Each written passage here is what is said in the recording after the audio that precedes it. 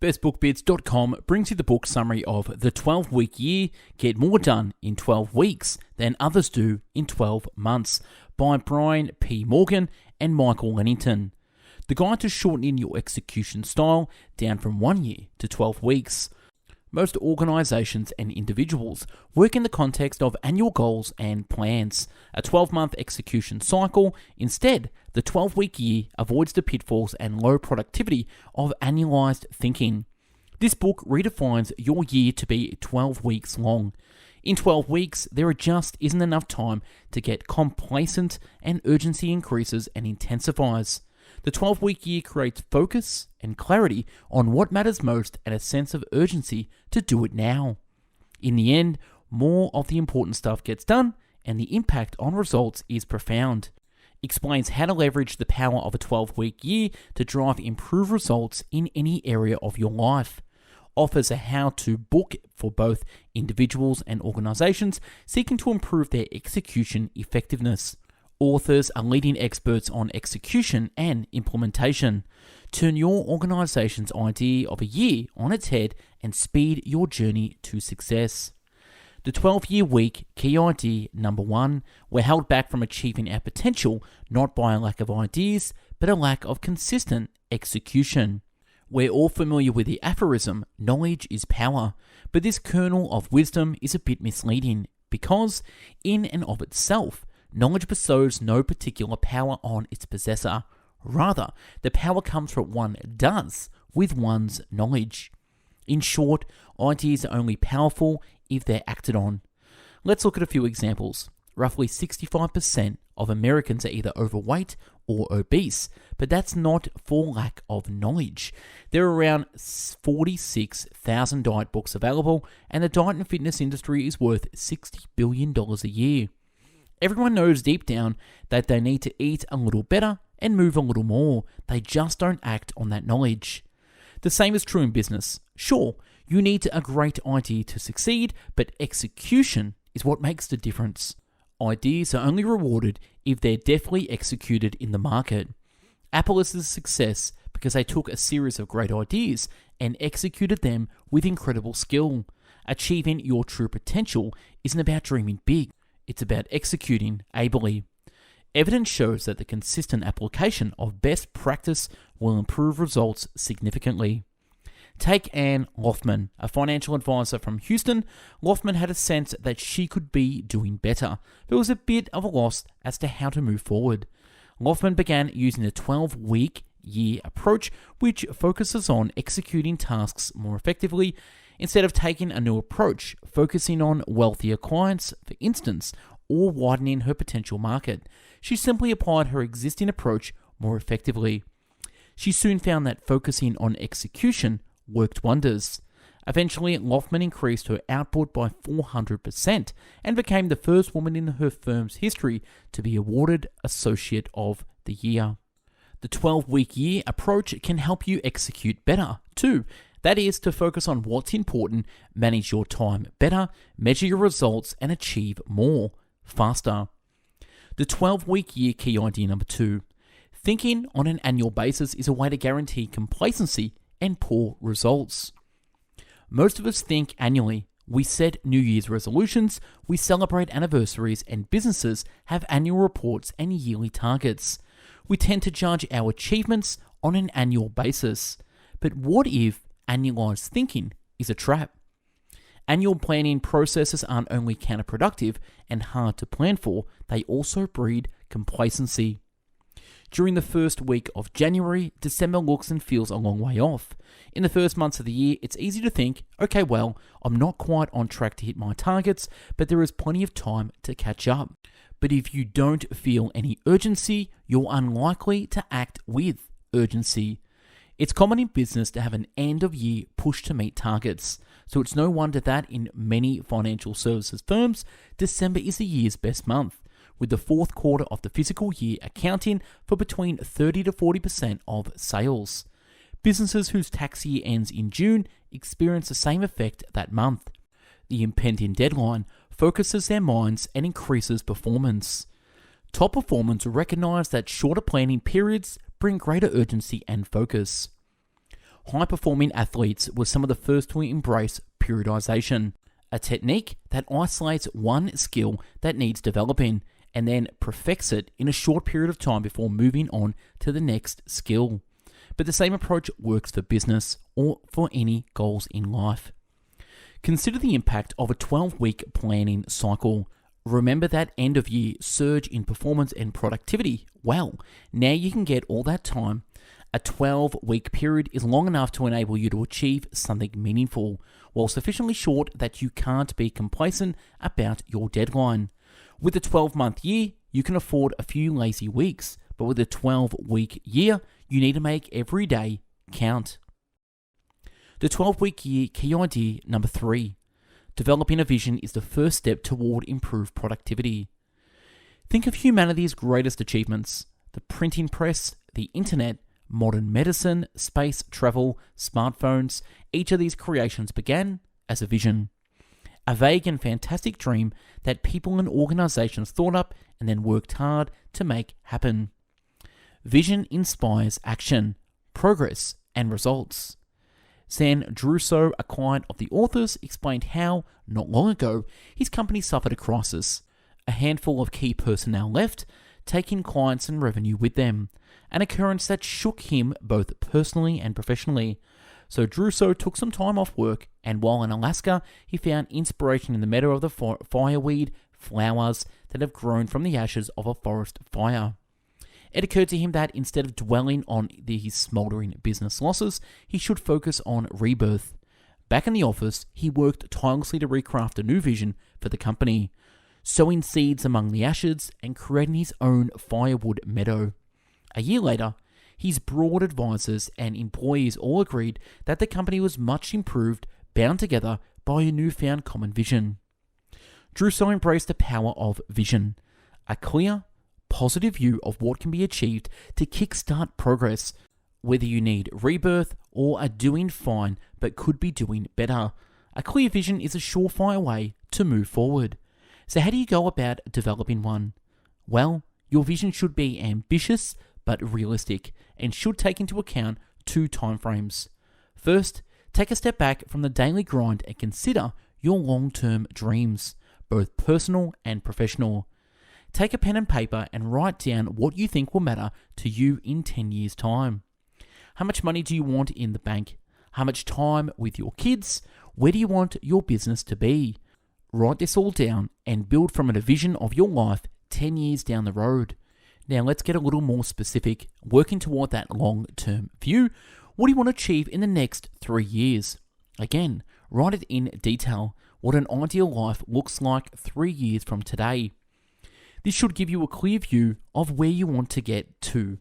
In the next book summary, we'll look at how to take that 10 and 3-year view and start to break it down into achievable 12-week years. The 12-week year key idea number 4. A 12-week plan rooted in your vision increases the chances of reaching your goals. It can be easy to think, I know what I need to do. I don't want to waste time writing out a silly plan, but plans help us stay on track. Many people know they need to exercise more and eat less, but without a firm plan to take a pre-work jog and count every meal's calories, they fail. Knowing isn't a substitute for planning. A 12-week plan helps you proactively manage your time and focus on important actions. With no plan at all, your daily actions are driven by input triggers. An email arrives, you answer it. The doorbell rings, up you get. It's hard to focus on high-impact activities, such as sales calls or writing a proposal, because you're not making proactive choices about your time. You're simply responding to what's right in front of you. So any plan will help you focus, but a 12-week year plan will do an especially good job. Annual plans are inherently hard to follow. No one knows exactly what their life will look like in 6 months. But doing day-to-day planning for the next 12 weeks is simple. So how can you create a 12-week plan? First, choose your goals. Let's say the vision you came up with is to sell your business for millions of dollars. Well, a realistic 12-week goal that will put you on the path to that vision might be to generate $110,000 in new business. Second, write specific measurable tasks that, if completed, will lead you to your goal. That could be cold call 10 prospects per week or create a sales tracker wall chart and update it each week. Try to focus on a small number of critical activities that you know will move you toward your goal, and don't overthink it. As the General George Patton once said, a good plan today is better than a perfect plan tomorrow. Now it's time to learn some tricks to keep you executing your plan even when the going gets tough. The 12-week year key idea number 5. Set up controls that will keep you on track when the going gets tough.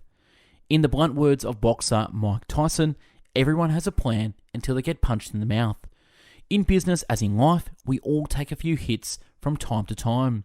So how do you stay on course, especially when the going gets tough? Willpower and determination can take us a long way, but neither can take us all the way.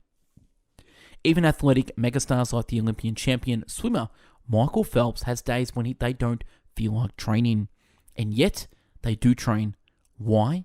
Because they have clear daily schedules as well as dedicated trainers to enforce them. Of course, we can't all afford the rigorous support network available to Phelps, but we can embrace two simple support techniques: the weekly plan and the weekly accountability meeting. A weekly plan translates the 12-week plan into day-to-day actions. It should list all the tasks from your 12-week plan that are due that particular week. Things like meetings with prospects or follow-up calls with promising clients. Each task should bring you closer to your goal, and listing them all week by week should make it easy to measure your progress. If you get these tasks done, you've had a great week. If not, you need to adjust something. If that clarity isn't enough to keep you focused, try embracing the support of your peers. A 2005 article in Fast Company reported on patients who had severe heart disease and needed to make major lifestyle changes to avoid surgery and stay alive. After 12 months, and despite the risks, only 10% of the patients had successfully resisted their bad habits. Compared this dismal success rate with that of people who were involved in group support sessions moderated by a psychologist. Their success rate was 80%. In other words, being supported by others helps keep us on track with our goals. As the sports entrepreneur George Sin once commented, there is no such thing as a self-made man. You'll reach your goals only with the help of others. So try and set up a weekly accountability meeting with one or two committed individuals. Use the meeting to report back on how successful you've executed your intentions for the week and to make observations on what's working and what's not. The simple knowledge that you'll have to evaluate your performance in front of your peers will help you keep you on track, and if it doesn't, they can provide you advice and suggestion for improvement. The 12-week year key idea number 6. Rigorous measurement is the only way to know whether you're on track. Every CEO of a major corporation tracks key numbers: units sold, monthly profit margins, and revenue. You should do the same. Measuring metrics and KPIs enables you to understand progress and make decisions about your future actions. So the question becomes, what should you measure and how should you measure it? To be effective, measurement systems should include lead and lag indicators. Let's say your 12-week goal is to lose 10 pounds. A lag indicator is an end result. So here it would be your weight loss each week. Lead indicators are the actions that make the lag indicator happen.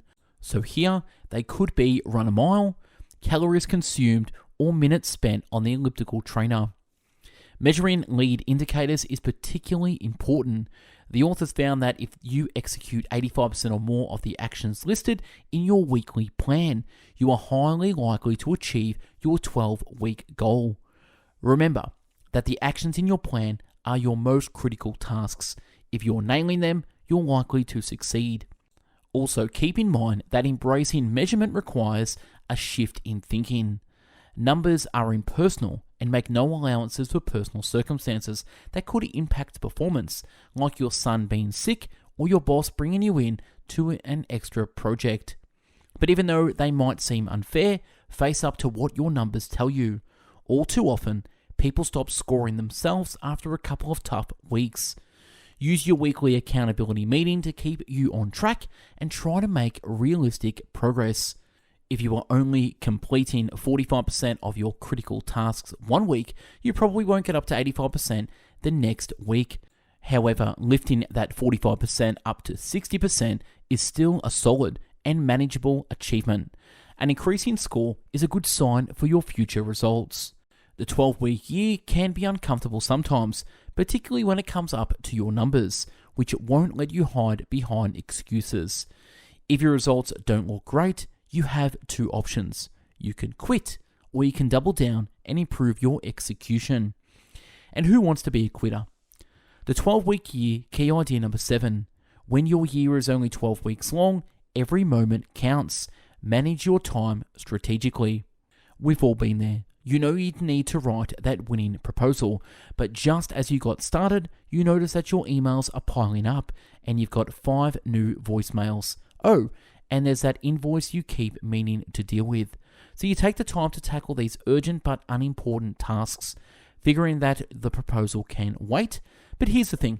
Deferring strategically important tasks to accomplish urgent but less important actions mean you'll never deliver to your potential. The difference between average results and brilliant ones often boils down to effective time management. But there's a reason most of us don't deliver out of brilliance. Effectively managing time is hard. A 2005 study by Brask, a research firm, found that 28% of the average professional's working day was spent on interruptions, phone calls, emails, chats with co-workers, and recovering from those interruptions. That's over 10 hours every week. So how can you structure your time better and stay focused?